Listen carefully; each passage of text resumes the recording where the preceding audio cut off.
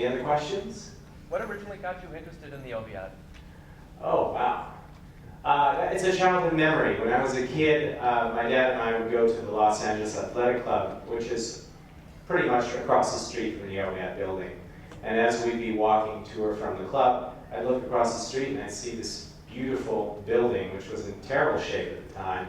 The homeless were sleeping inside that outdoor lobby area, and lots of newspapers and trash in there.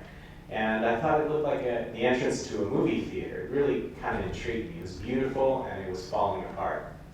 And over the years, it started to be restored, became this restaurant Rex, which I admired from afar, but was too afraid to go in because it looked too expensive. And it was. And well, finally, when I was in my 20s, I said to an elevator operator of the building that I was a student at UCLA School of Architecture. I lied. Because I wanted to see the penthouse, and he whooshed me up to the penthouse, and he let me look around at my will, and then I was hooked. The building has just fascinated me since I was a kid. I can't even explain why.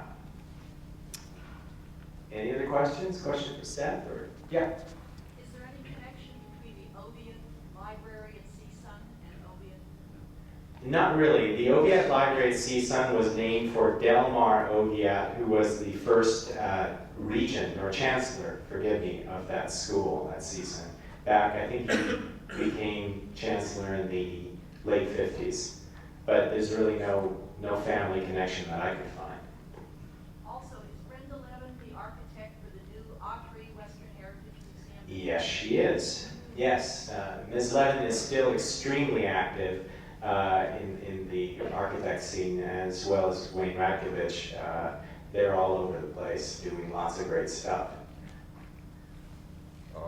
I have a question for the audience. How many of you have actually been to the Oviatt Building? Okay, that works. How many of you haven't? After seeing this documentary, are you interested in checking it out? That's good. My other question is, how many of you believe the glass to be made by René Lalique? Believed. Yeah, before this film. Okay. Now you know the truth. Well, those were my only questions. Yes. Good job on the movie, you guys. Pardon me? Good Thank job you. on the movie. We made this on a shoestring. Sometimes it shows. It's not from lack of talent. The talent. I can just tell you right now, this man's talent is unbelievable. But you know, when you're working on a shoestring budget and you're basically doing things with very few people, it's a challenge, you know. But we tried our best to make this a story well told and something that grabs your attention. I think that the voice of the movie is sitting in the back. Yes. Yes, she is. Yes, that's right. The narrator, Lennon Pourtou. And if any of you believe She's not a professional. I thought she did. She has a great voice. if She any did a of great you job. believe she's middle-aged, she's not. She's in her early 20s. Anything else? Yes. Who owns the building now? Who owns the building now? It's actually a consortium, but the two fellows who sort of stand out are Robert and Robin Hamasow. Their father is quite a prominent developer in the downtown scene. He owns a few buildings in the jewelry district. And Robert and Robin have the Oviatt Building now. They've had it since November 2007. Yes? The Lalique Angel Doors, where were they? Oh, they were in a very strange place. They really had no real purpose being where they were. If you can imagine the front entrance of the building, the big front entrance, open entrance, just to the right of that, no, to the left of that, it's my right, your left, is an opening where you look inside the opening and you see the list of tenants. You know, it's like a glass display case with a list of tenants. Okay. That opening into the list of tenants on the wall originally had these two doors. The doors really were not necessary to be where they were. They were entirely decorative, but they worked, they functioned. That's what they were. Any other questions? Yes. So in the film, I think you mentioned that some of the fixtures went to Bullocks Wilshire. Yes. In their basement. Right. Where are they now at the Southwest School of Law? Good question.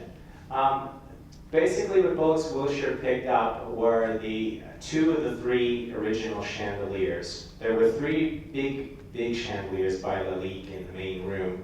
Two of them were smaller, the center one was the biggest. Bullocks Wilshire got the two smaller chandeliers. They also got some sconces. They got the wrought iron balustrade up on the second floor in the mezzanine. And they took all that stuff and stuck it in their basement, as we mentioned. Wayne Ratkovich tried to buy it back from them. And he did get some of it back. He got the wrought iron back. You can see it today. It's in the building again. But he couldn't get the two he got the sconces, but he couldn't get the two chandeliers because Bullocks wanted a lot of money for them. When Bullocks Wilshire closed, the chandeliers disappeared. We don't know what happened to them. They're probably in somebody's mansion at this point. Were they part of that Macy's hijack of stuff that disappeared? I don't know, maybe. I really don't know. Things disappear when stores close. They really do. Anything else? Penthouse, is that original glasswork in the penthouse by Lalique? Some of it is. It's probably not Lalique. It's probably also Gatin Jeanin, the fellow who did the glass ceiling. And some of it is original, some of it has been reproduced because in the 70s, a couple of films and TV shows were filmed up there and they broke the glass. And that happens too. When you film something, things get broken. Yes? Now that you've done this film, are you planning on doing any others about any other buildings in LA? Oh, that's a question. I'd like to do a book.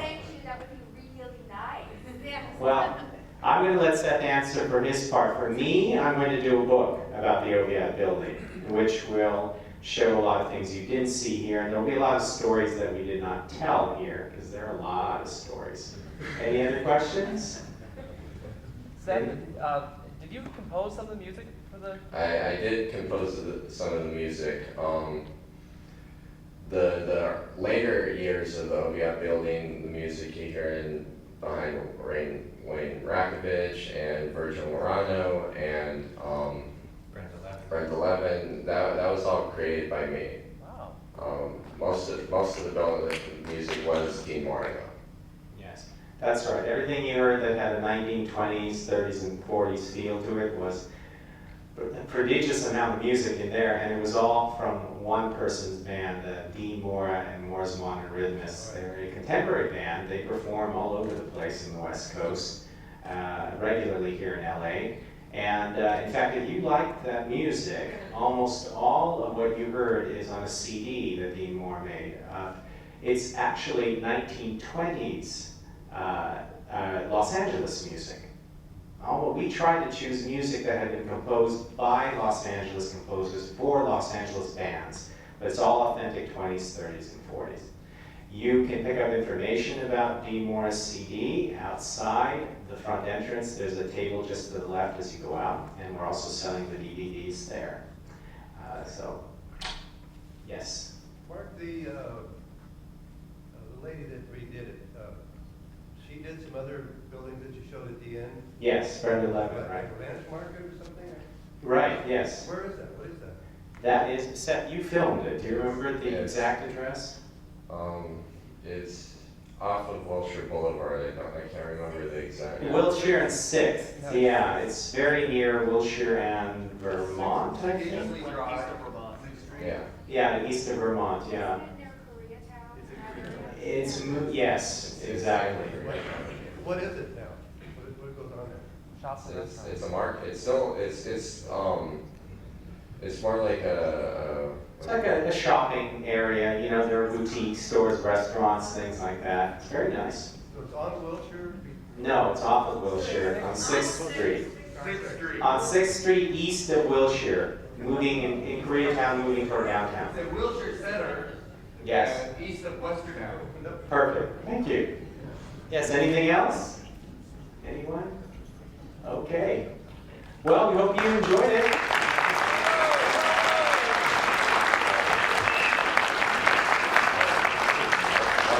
One quick thing, before everyone leaves, I'd just like to mention, the poster outside, we have the person who colorized the poster. The image that you see was actually completely black and white.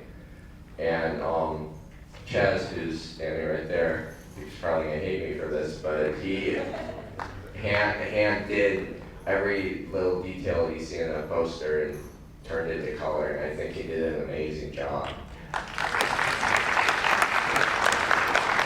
Oh, and if any of you want to see some of Oviatt's clothing, vintage clothing, again, here it is. Feel free to come on up and take a gander. Thank you very, very, very, very much for coming.